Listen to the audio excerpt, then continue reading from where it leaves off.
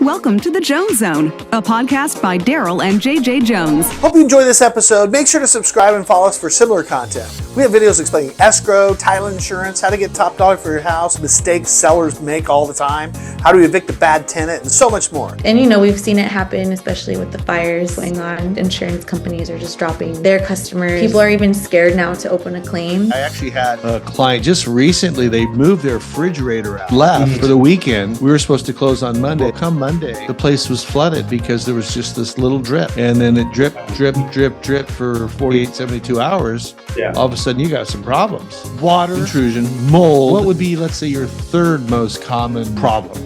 The one I come across the most is... All right, hello everybody. Welcome to another episode of the Jones Zone. Today we have Alize and Erik with First Rate Restoration. These are the people you call when you get a flood, you get a plumbing leak. You know what, Alize, rather than me explain the reasons why people call you, why don't you tell us, why do people call you guys? Yeah, so usually we get calls come in when our customers, homeowners have floods, they have water damage, they start smelling something funky, odor, mold.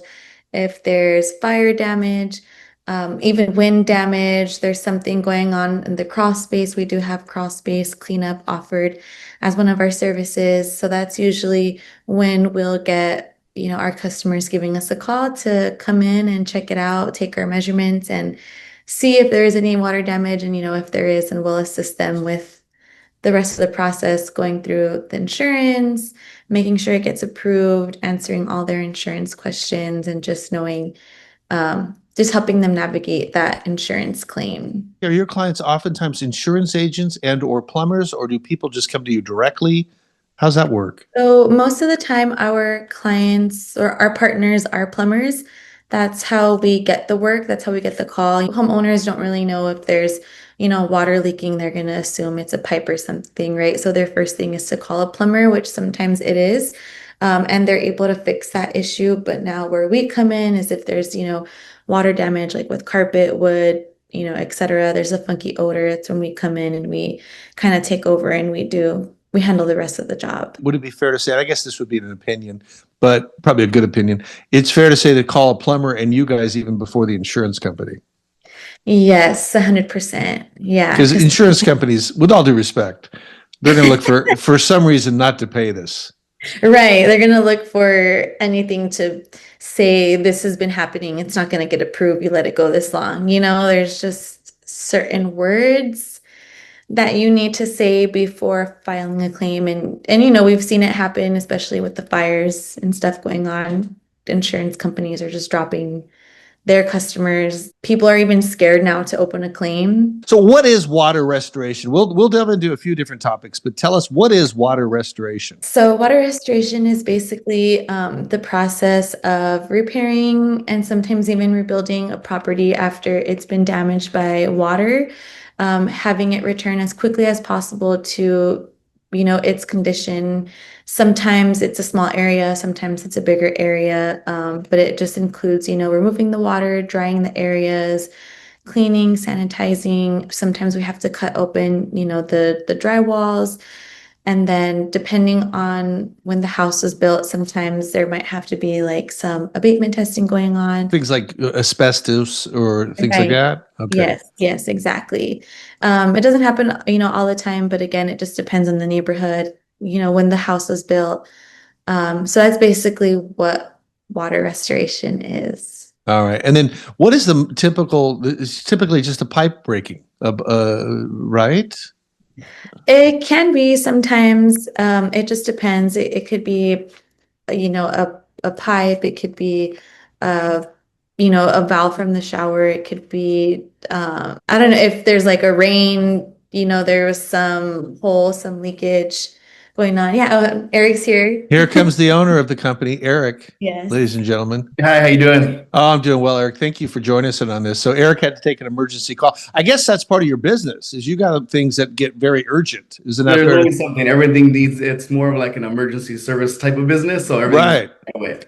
All right. Well, thanks for joining us. So we were just talking about, so what are the typical causes are? It's funny. I actually had a client just recently, they moved their refrigerator out, left for the weekend. we were supposed to close on Monday. They left on Friday. Well, come Monday, the place was flooded because there was just this little drip. And then it drip, drip, drip, drip for 48, 72 hours. Yeah. All of a sudden you got some problems. That's when you come in and you call us.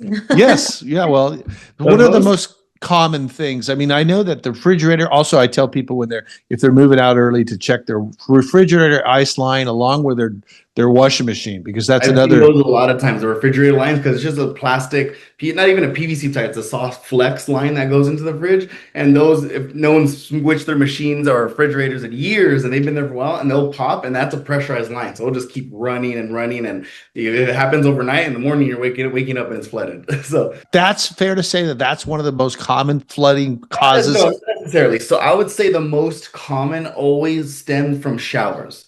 Showers, especially old tile showers. The grout gets old over 10 years. Sometimes people should re-grout their showers. So over time, little water creeps through, it comes out of the shower, or they're butted up against the bedroom or a closet, and water starts seeping into the carpet, and no one catches that because it's always in a kind of area. Those on top of, shower valves. The old shower valves go bad. They start dripping inside the water in the walls, and then it eventually just gives way. And it's something you don't see. It's in the walls, so then it starts flooding inside the walls and then coming out into the rooms, bathrooms, showers, wherever it may be. So I've seen it all, from things like that to I'm sure you've noticed, or kind of in your field. I've had a client, they were moving into their home that day, and they decided to do laundry, and whoever did the plumbing in there messed it up, and it backed up and flooded their master bathroom the day they were moving in. So I've seen it all from then. I've also seen it to where homeowners have been in their home for 40 years and never had an issue.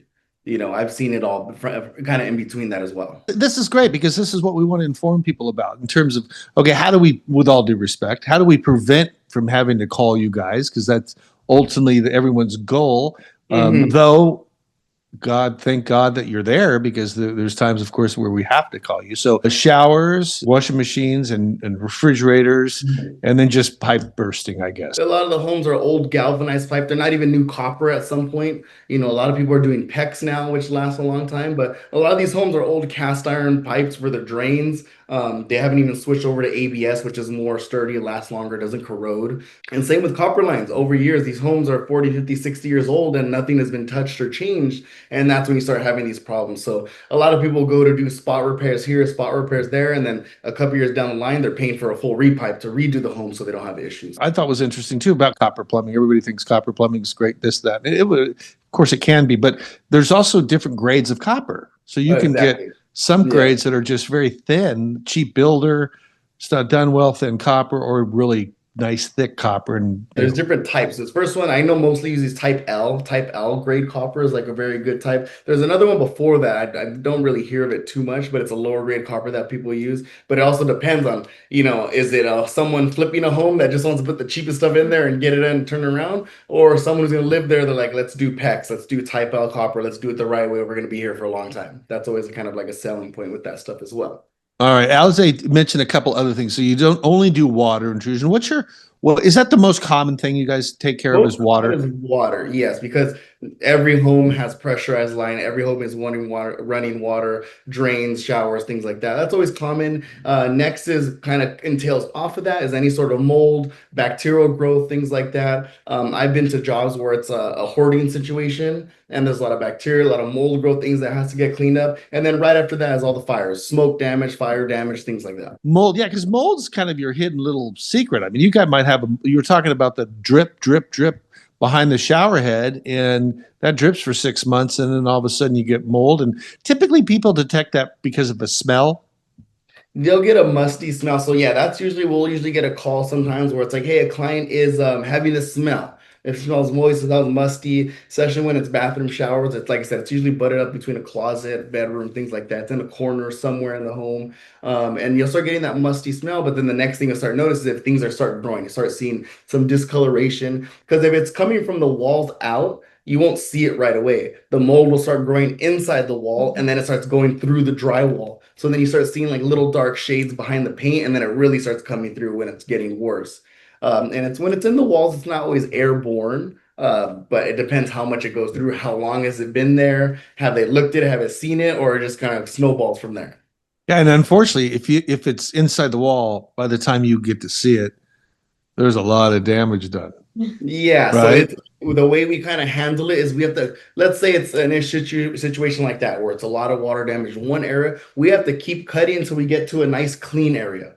Because sometimes it travels 4 or 5 feet up the wall, and you got to keep going until we get to a nice, clean, dry area that we know, all right, this is where everything stops. Let's treat this area, make sure everything's dry, nice, dry, and clean, sanitized, and then we can start repairs from there. But it's kind of just tracking it down and going as far as it goes. I've had people tell me that they think they may or may not have mold, and I tell them, well, frankly, you really don't know. You have to get a lab test to know it's mold, Air right? quality test, yes. Yeah. Well, I mean, now how often is it? Are there times where it's, mold's got such a bad reputation? There's times that it's mildew and not mold? Yes. What's the difference? Do you know the difference? Because I don't. What we do in stages of water damage. Let's say you have a leak and you catch it the first week. It's not going to say that it turned into black mold that quick.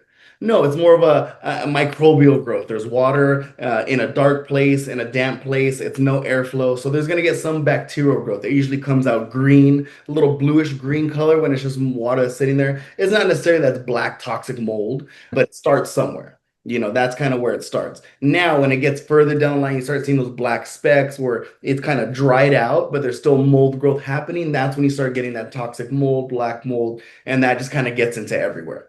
If it gets into certain parts of the home, if it's in a raised foundation, you got multiple layer of parts, everything kind of just goes down to the studs to get some fresh material, get it dry, get it cleaned out, get some antimicrobial in there, re-dry it again. Microbial, but say that word again. That's a great word. Antimicrobial. It's a chemical that we use when we're treating wood structures, treating properties. It's so that we can get rid of that mold growth or bacterial growth, whatever it may be. Water intrusion, mold.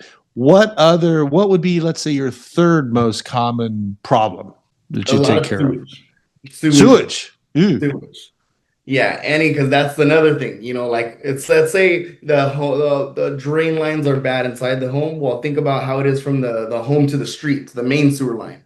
All that stuff in the front yard, you got there's this clay material. It's like a red clay. Old pipes that you have on older homes that's not necessarily ABS, but roots get in there, things happen. If ground shift, you have like laterals where the actual drain itself will drop down a little bit. So it's not perfectly lined up. Everything's not flowing smooth. So then you have the sewage issues where it's like, is it backing up into the crawl spaces? Your crawl space filling up with sewage. You get the sewage flies, the smells and things like that. That needs to get cleaned out. Or do all your drains start backing up? Now, when the drains are backing up, sometimes it just overflows completely from toilets, from showers, things like that. So that's another common issue. And water lines as well, but the sewage as well. Is there anything you could do to prevent that? Meaning, should you, for example, annually have someone come out and snake their house or camera their house? Especially on older homes, you should have someone come out regularly because you never know when that's going to happen. Especially on an older home, maybe every year, every so often, run a camera through that front line. See, do you have any roots coming in? Do you have any offsets where the actual, like I said, did the ground move and the drain moved itself? Where stuff like that, then toiletries start backing up, any sort of sewage, everything starts piling up in there, and then it builds pressure. Things crack because they're not too strong. They're not like new ABS lines. So things will crack over time. But then that's when are things draining slow in your home? I know some people will think it's draining slow, so let's just snake that little area. Let's snake the shower. Let's put some Drano or something like that. But you got to think about the whole system from the house all the way to the main line, which is in the street. That's where everything happens in between there. So other than wear and tear and shifting, did earthquakes, do you get a lot of problems when there's an earthquake here in California? Problems with earthquakes, but I'm sure that's where it kind of plays into where the actual shifts in those drain lines, the ground's moving, things happening like that. So I'm sure that plays a part with that. I'm sure once we get like a bigger earthquake, we'll probably see that. We'll see that more often. The earthquakes we've had are too little. If it gets too big, that's going to be the least of their problems. Thank you for watching. If you liked the video, please subscribe for more.